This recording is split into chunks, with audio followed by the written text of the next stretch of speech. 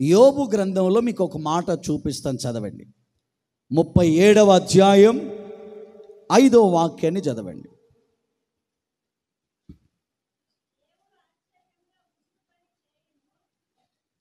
దేవుడు ఆశ్చర్యంగా ఉరుము ధ్వని చేయును.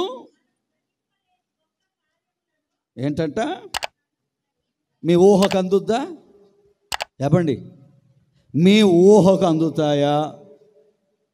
దేవుడు చేసే కార్యాలు నాకు తెలుసులే, నాకు ముందే అర్థమవుతాయిలే అని నువ్వు అనుకోవడానికి ఆప్షన్ లేదు. అయినట మనము గ్రహింపలేని గొప్ప కార్యాలు చేస్తాడు. దేవుణ్ణి అడిగే, మా వాళ్ళు నవ్వు లేదు కదా, బాధపడుతున్నారు కదా, నవ్వు కావడానికి వాళ్ళ సమస్యలు ఏంటో నాకు తెలుసు, అవి చేస్తావా, తీరుస్తావా అని నేను అడిగితే, ఊరికా చిన్న చిన్న అడుగుతావు, నువ్వు గ్రహించలేని అద్భుతాలు నేను చేయబోతున్నాను వాళ్ళ కుటుంబాల్లో. నీ ఊహకు కూడా అందుబాటదు. గొప్ప కార్యాలు ఆ కుటుంబాలలో చేయబోతున్నాను నేను. ఆ మాట విన్నప్పుడు నా హృదయం అంతా కూడా దేవునిలో పరవశించిపోయింది. నా ఊహకు కూడా అందనంత కార్యాలు చేస్తావా ప్రభు అంటే, నేను చేస్తా. మీరంతా ఎక్కడున్నారు? యాత్రలో. మనమంతా దేంట్లో ఉన్నామండి? చెప్పండి, దేంట్లో ఉన్నాం? దేంట్లో ఉన్నాం? యాత్రలో.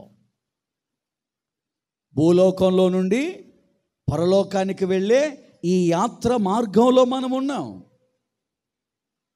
మన ఊహకు మించిన గొప్ప కార్యములు దేవుడు చేయునుగాక.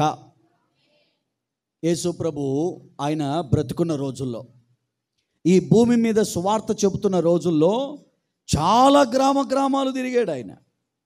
తిరిగి ఒక దేశానికి పోయాడు ఆయన. ఏ దేశము? ఆ దేశం అంటే గెరాసేనీయుల దేశము అని రాయబడి ఉంది బైబిల్లో. ఏ దేశం అండి? చెప్పాలి, ఏ దేశం? ఏ దేశం? గెరాసేనీయుల దేశం. ఆ దేశంలోనికి రాగానే ఆ దేశ ప్రారంభంలోనే ఒక యవనస్తుడు కనపడ్డాడు యేసయ్యకి. ఎవరతను? చాలా దయ్యాలతో బాధపడుతున్నవాడు. ఎన్ని దయ్యాలు? చెప్పాలి, ఎన్ని దయ్యాలు? ఒక దయ్యం కాదంట, ఆయన లోపల ఉంది చాలా దయ్యాలు. అవి మాటికి ఇబ్బంది పెడుతున్నాయట ఆయన్ని. అందుకని అక్కడున్న ప్రజలందరూ ఏం చేశారంటే, కాళ్ళకు చేతులకు సంకెళ్ళేసి సమాధుల తోటలో కట్టేశారు. ఏడా? సమాధుల తోటలో కట్టేస్తే ఇప్పుకొని అడవుల పాలైపోయేవాడు ఈయన. ఎన్ని దయ్యాలతో బాధపడుతున్నాడు అంటే వాక్యం అంటది చాలా దయ్యాలు. బైబిల్లో మీకు చక్కని మాట చూపించిన లూకా సువార్త 8వ అధ్యాయం 39వ వాక్యాన్ని మీరు చదివితే అక్కడ ఒక చక్కని మాట ప్రభు అంటారు.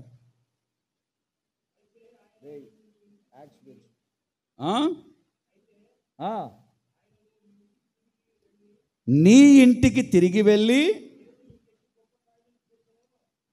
దేవుడు నీకు ఎలాంటి గొప్ప కార్యాలు చేశాడో నువ్వు వెళ్ళి ప్రజలకు చెప్పు అని చెప్పినప్పుడు అతను వెళ్ళి యేసు తనకు ఎలాంటి గొప్ప కార్యములు చేసెనో ఆ పట్టణం అంతా చాటింపేస్తున్నాడు. నా వైపు చూడండి, నా వైపు చూడండి.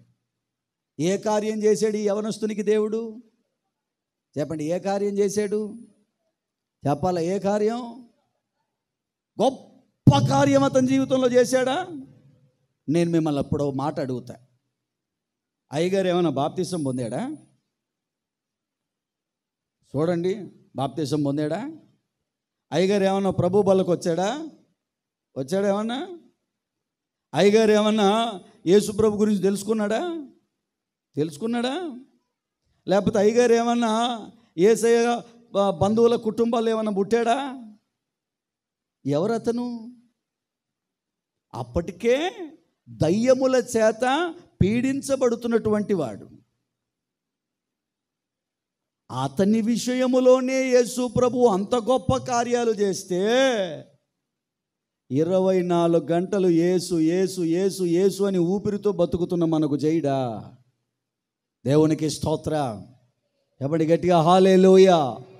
బాప్తీసం లేనోడు, మారు మనసు లేనోడు, ఏమండి యేసు ఎవరో తెలియని వాడు, దయ్యముల చేత పీడించబడుతున్న వ్యక్తి జీవితంలోనే గొప్ప కార్యాలు చేశాడు యేసయ్య. ఎన్ని సంవత్సరాలైంది మనం ప్రభులోనికి వచ్చి? ఇంతగా ప్రభు కొరకు ఆరాధన చేస్తూ బ్రతుకుతున్న మనల్ని వదిలేస్తాడా? ఎలాగ వదిలేస్తాడండి?